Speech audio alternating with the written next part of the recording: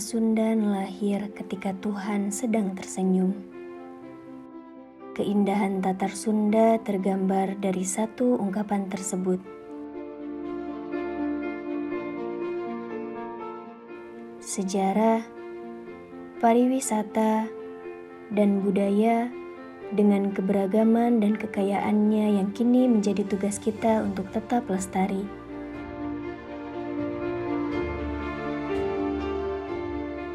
Saya dedikasikan diri dalam melestarikan salah satu seni budaya, yaitu tari tradisi.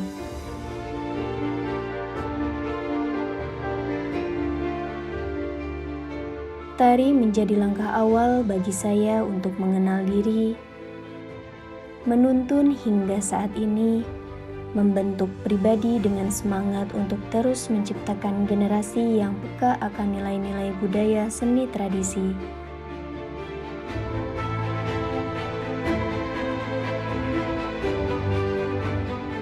Itulah sebabnya saya mendirikan Sanggar sebagai wadah usaha untuk menciptakan dan mewujudkan mimpi dalam tindakan transfer ilmu kepada para generasi.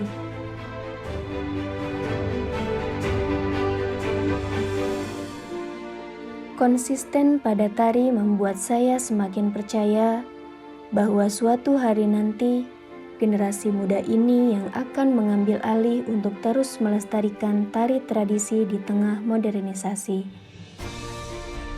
Dengan mempelajari tari pula dapat membuat mereka peka dengan lingkungan dan berbagi pada yang membutuhkan. Melalui program LA Berbagi yang telah berjalan, program kelas khusus anak istimewa yang telah saya buka,